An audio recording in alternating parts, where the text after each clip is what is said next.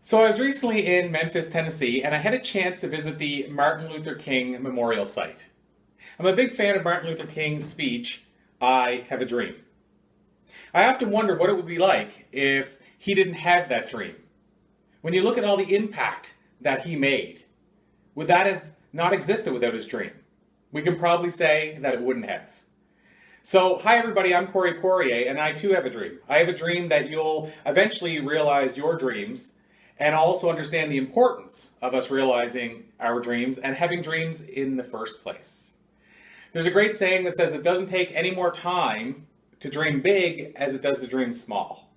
So first of all, I want you to know that it doesn't matter how big your dream is. You don't have to set it really high. You don't have to set it really small. It doesn't really matter how big your dream is, as long as you have a dream and it's a dream you're passionate about. So we had a guest on our show a while back on our radio show. Her name is Chalene Johnson. She is the creator of the Turbo Jam fitness product, and then she's since turned into a business coach, an author. She is spending her time helping people become the best versions of themselves. And when we had her on the show, she said that her father, when he was talking about the Turbo Jam product, when she was teaching it at various schools, he said, I love what you're doing, Chalene, with Turbo Jam, but when are you going to bring and how are you going to bring this message to the world? So, end result, I believe the numbers I heard is that Turbo Jam has been picked up by close to 6 million people in its history. And some of these people have transformed their lives through Turbo Jam and getting into exercise and fitness and health and wellness by being introduced through the Turbo Jam brand. So imagine if Chalene Johnson didn't have a dream, if she didn't dream big enough when that opportunity came to her.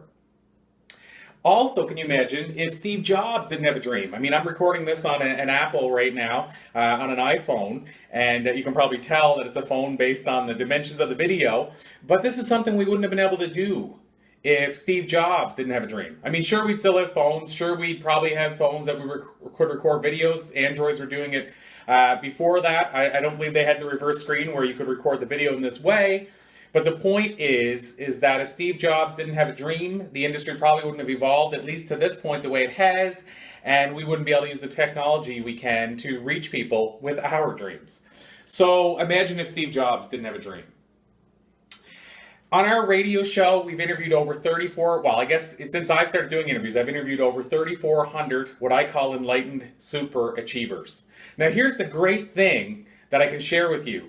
I can share with you that most of those people didn't come from a different background than you or an extraordinary background.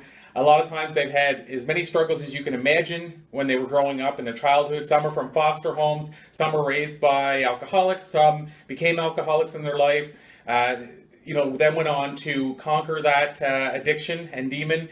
And when you look at that, the fact that they came from tough backgrounds or backgrounds probably not all that different from yours, they would tell you, a lot of them themselves, that they didn't have any super extraordinary superpowers the day they were born. So the cool thing I've learned is that a lot of these people started from the same spot. That's why I love that quote that says it doesn't matter where you begin, it matters where you end. So the cool thing is you can change your ending by having the right dreams. So what I want you to know is it doesn't matter where you come from, what you started with. I mean, myself, I barely graduated high school. I didn't finish my first book until I was 27. Then after that time, I decided I wanted to study from these great enlightened super achievers or thought leaders and apply what I learned from them. And regardless of where I came from and what my background was, I was able to change the person who I was then and who I became as a result of that and become the person I am today, which is a person that, at least if nothing else, is living his purpose and doing it with passion. So the cool thing that I've discovered about these enlightened superachievers and their dreams is that, much like every one of us, they have the ability to dream, and they just chose to have a dream and then take action on that dream. And to turn that dream into a passion, or in some cases an obsession, and follow through with it. So the cool thing is, regardless of where you are right now, you can actually decide to, well, first of all, have that dream. Allow yourself to have that dream. Don't tell yourself that you're not allowed to dream or that you can't dream too big because of this or that. Again, to make that dream doesn't cost you anything. And in a lot of cases, if it's your passion, it'll just make you happier and bring a smile to your face anyway. So don't be scared to dream big. but also know that a lot of the enlightened superachievers that have made their mark in the world, that are maybe impacting thousands or millions of people, started with a dream as well. That's where it all starts. It starts with a dream. So again, I want you to realize you can start from anywhere and have that dream, to know that a lot of the people that are impacting thousands or millions of lives started the same way you are, and the only difference is that they formulated that dream, weren't scared to have that dream, and then they took action on that dream. And then the other part of it I want you to know is, when it comes to dreaming, if you're unlike some of these thought leaders, so for myself, I can say my dreams are ones that I carry around with me all the time. I'm constantly visualizing internally. In a lot of ways, it's an obsession when I get stuck on a certain passion or a dream. But for other people, it's not that easy to carry around the dream that way. So what I'll suggest, if you're one of those people who, the dream doesn't make its way around with you unless you see a visual of it, then start a vision board. That's a great way to have your dream. So start a vision board and put, let's say, images of things related to your dream on the image board. And just look at that every day, maybe in the morning and maybe at the end of the day. And what'll happen, I believe, is it'll start to plant the seeds of your dream and start to help you find ways to make your dream come true. So I've used the term dream a lot in this video. It's because I want you to understand the power of dreaming, the importance of dreaming, the importance of having your own dream, and the importance of following through in your dream. And then, like I said, the fact that it doesn't matter where you start.